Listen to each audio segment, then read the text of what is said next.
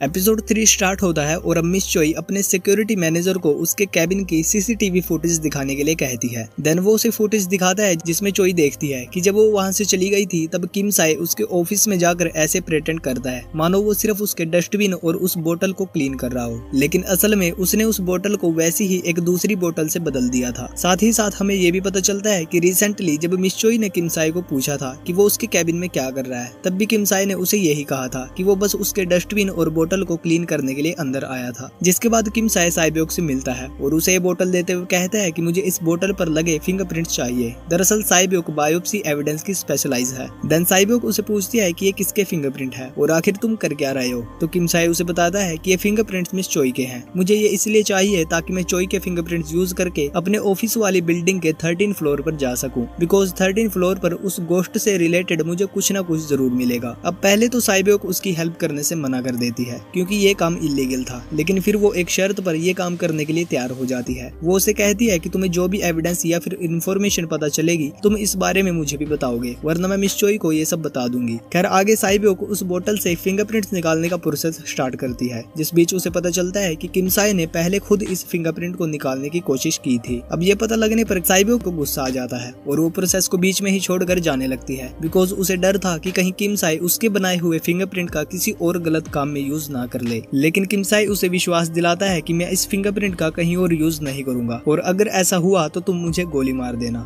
खैर आगे साइबोक विश्वास करके आगे प्रोसेस स्टार्ट करती है एंड कुछ देर मेहनत करने के बाद फाइनली वो उस फिंगरप्रिंट की 3D स्किन बना लेती है और किम साए के हाथ पर उसे अटैच कर देती है। जिसके बाद किम साए सीधा अपने ऑफिस जाकर लिफ्ट से 13 फ्लोर पर जाने लगता है एंड फाइनली वो उस फिंगरप्रिंट का यूज करके 13 फ्लोर में एंटर कर जाता है, जो कि ऑफिस का डाटाबेस रूम था। अब यहाँ किम साए को वो बॉक्स रखा हुआ मिल जाता है जिसे मिस चोई बिना किसी को बताए यहाँ लेकर आई थी। देन किम साए इसे ओपन करता है तो इस बॉक्स में कई सारी सीडी और काफी सारी फाइल्स पड़ी हुई थी। इसी बीच किम साए को एक फ्लॉपी डिस्क मिलती है जिसे वो अपने फोन से अटैच करके उसका सारा डाटा कॉपी कर लेता है। गाइज ये सीन काफी ज्यादा सस्पेंसफुल होता है। किम साए काफी डरा हुआ था कि कहीं उसे कोई देख ना ले। खैर आगे किम साए फटाफट यहाँ से निकलता है, लेकिन वो कैमराज में कैप्चर हो चुका था, इसलिए वो रास्ते में रुककर अपने लैपटॉप के जरिए ऑफिस के पूरे सिक्योरिटी सिस्टम को हैक कर लेता है और जिस जिस जगह से वो गुजरा था वो वहाँ से खुद की इमेज कट करके उसकी जगह मिस चोई की इमेज ऐड कर देता है। वहीं दूसरी ओर सिक्योरिटी मैनेजर भी ये सब होते हुए देख रहा था, लेकिन इससे पहले वो कुछ समझ पाता किम साए फटाफट सब कुछ नॉर्मल कर देता है। और जब सिक्योरिटी मैनेजर ये चेक करता है कि आज किस किस ने उस रूम में एंटर किया तो लिस्ट में किम साए का नहीं बल्कि चोई का नाम आता है। जिसके बाद किम साए घर जाकर उन वीडियोस को वॉच करता है जो कि उसने उस फ्लॉपी डिस्क से कॉपी की थी। ये सारी वीडियोस 1997 में अलग अलग लैबोरेटरीज के कैमराज की थी। अब एक वीडियो के अंदर एक छोटा बच्चा और एक आदमी लैबोरेटरी के स्टोरेज रूम में होते हैं, लेकिन तभी वो गोश्त यहाँ जाती है और अपने उस डिवाइस की हेल्प से इस आदमी को उस छोटे बच्चे के सामने ही जान से मार देती है। यहाँ तक कि वो इसे तब तक हिट करती है जब तक इस आदमी की बॉडी पूरी तरह जल नहीं जाती। अब ये देखकर किम साए को काफी ज्यादा गुस्सा आता है और हमें पता चलता है कि इस वीडियो में ये छोटा बच्चा कोई और नहीं बल्कि किम साए ही था और जिस आदमी को गोश्त ने मारा था ये आदमी किम साए का फादर सू क्योन था। फिर किम साए नेक्स्ट वीडियो में इस इंसिडेंट को लेकर 2 लोगों की स्टेटमेंट देखता है जिन्होंने किम साए के फादर को जलते हुए देखा था और यही दोनों लोग उसे हॉस्पिटल लेकर गए थे। यहाँ तक कि चोई भी इस इंसिडेंट की विटनेस थी, जो कि बताती है कि सूक्योन इंस्टीट्यूट ऑफ रेडियो रिसर्च का एम्प्लॉय था और उसकी मौत के बाद मैं ही उसके बेटे को वहाँ से लेकर आई थी, लेकिन हमें ये नहीं पता कि आखिर सूक्योन की मौत कैसे हुई। तो गाइज अब हमें पता चलता है कि उस गोश्त ने किम साए के फादर को 24 साल पहले मार डाला, इसलिए किम साए उस गोश्त के बारे में जानने के लिए इतना क्यूरियस था। जिसके बाद किम साए साइबोक से मिलता है और उसे भी ये सारी वीडियोस दिखाता है। तभी इन्हें पता चलता है कि ये सारी वीडियोस कोरिया सहित अलग अलग कंट्रीज में सिर्फ 10 मिनट के अंदर कैप्चर की गई थी और ये गोश्त सिर्फ मेडिकल कॉलेजेस और लैबोरेटरीज के अंदर ही जाती थी। अब ये दोनों इस बात को लेकर काफी कंफ्यूज होते हैं कि वो गोश्त सिर्फ 10 मिनट के अंदर इतनी कंट्रीज में कैसे जा सकती है। फिर साइबोक उस वीडियो को देखती है जिसमें वो गोश्त सूक्योन को मार रही थी। अब ये देखकर साइबोक काफी शॉक हो जाती है, बिकॉज इस गोश्त ने सूक्योन को मारने के लिए भी अपने उसी डिवाइस का यूज किया था जिस डिवाइस से उसने साइबोक की बाजू को हिट किया था। देन किम साए उसे पूछता है कि क्या ये वही गोश्त है जिसे तुमने देखा था, जिस पर साइबोक कहती है कि हाँ वो गोश्त भी बिल्कुल ऐसी ही दिखती है। हालांकि ये वीडियो काफी पुरानी है, लेकिन उस गोश्त का रंग रूप बिल्कुल ऐसा ही था। फिर किम साए उसे पूछता है कि जब उसने तुम पर अटैक किया था तो क्या वो कोई हथियार ले रही थी, जिस पर साइबोक बताती है कि हाँ इस वीडियो में उसके पास जो चीज है उसने उसी चीज से मुझ पर अटैक किया था। साथ ही साथ वो उसे अपनी बाजू का वो निशान भी दिखाती है। तो किम साए उसे पूछता है कि क्या उस टाइम तुम्हें दर्द महसूस हुआ था, जिस पर साइबोक कहती है कि नहीं मुझे उस टाइम कुछ भी फील नहीं हुआ, लेकिन जब मैंने अपनी बाजू को देखा तो ये निशान बन चुका था। देन किम साए बताता है कि 1997 में इसी गोश्त ने ह्यूमैनिटी को बचाने के लिए ग्रिड सिस्टम को बनाया था, लेकिन आखिर इसने इस आदमी को क्यों मारा और आज 24 साल बाद ये उस किलर की हेल्प क्यों कर रही है। ये दोनों उस बात को लेकर काफी कंफ्यूज होते हैं, लेकिन किम साए उसे नहीं बताता कि वो आदमी उसका फादर था। जिसके बाद ये दोनों यहाँ से जाने लगते हैं। तभी साइबोक कहती है कि शायद वो एम्प्लॉय गोश्त को उसके काम से रोक रहा होगा। तो किम साए थोड़ा गुस्से में कहता है कि मैं मानता हूँ उसने ग्रिड सिस्टम को बनाकर पूरी ह्यूमैनिटी को बचाया, लेकिन इसका मतलब ये नहीं कि वो किसी बेकसूर को मार डालेगी। ये कहकर किम साए यहाँ से चला जाता है। वहीं दूसरी ओर स्पेशल इन्वेस्टिगेशन ब्यूरो के कई सारे अंडरकवर एजेंट किम नोक को पकड़ने के लिए उसके अपार्टमेंट की ओर आते हैं। ये लोग अपनी गाड़ी में बैठकर किम नोक को ट्रैक कर रहे थे और इनमें से 2 एजेंट्स उसी रेस्टोरेंट के बाहर खाना खाने के बहाने किम नोक की वेट कर रहे थे। साथ ही साथ इनका एक स्नाइपर सोल्जर पास वाली बिल्डिंग से किम नोक के आने की वेट कर रहा था। लेकिन तभी वो गोश्त यहाँ जाती है, जो कि इस स्नाइपर सोल्जर को अपने उसी डिवाइस से हिट करके अनकॉन्शियस कर देती है। इधर किम नोक किसी तरह इन लोगों से बचकर अपने अपार्टमेंट में आ जाता है, जो कि अपना एक बैग लेने के लिए आया था जिसमें सारा चोरी का सामान था। पर तभी रेस्टोरेंट की ओनर उसे देख लेती है और उसे देखते ही वो साइबोक के पास कॉल कर देती है। इधर किम नोक यहाँ से जा रहा होता है, लेकिन तभी उसकी नजर रेस्टोरेंट की ओनर पर पड़ती है। अब ये देखते ही किम नोक जबरदस्ती उसके रेस्टोरेंट में घुसने लगता है। हालांकि ओनर उसे डोर पर ही रोकने की कोशिश करती है, लेकिन वो किम नोक को नहीं रोक पाती। इधर ये लोग कैमरा के जरिए किम नोक को देख रहे थे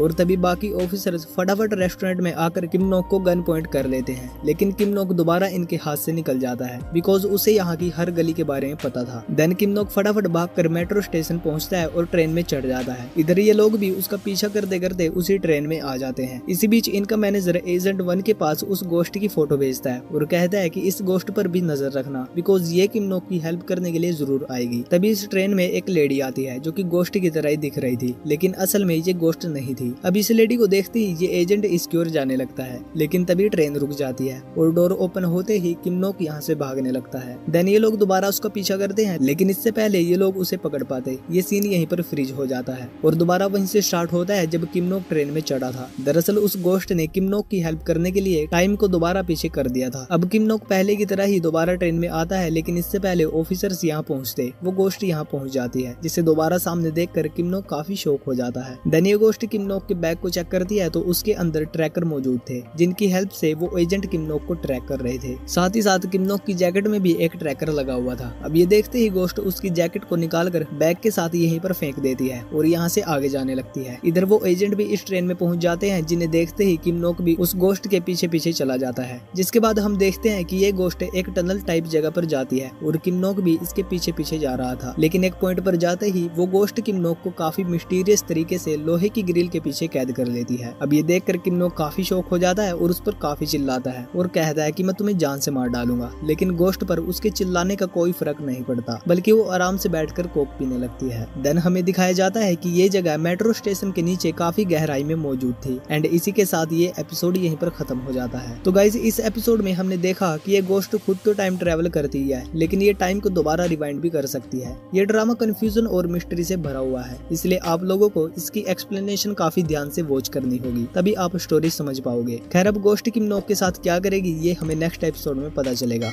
और अगर आपने अभी तक चैनल को सब्सक्राइब नहीं किया तो सब्सक्राइब करके बेल आइकन को जरूर प्रेस कर लेना।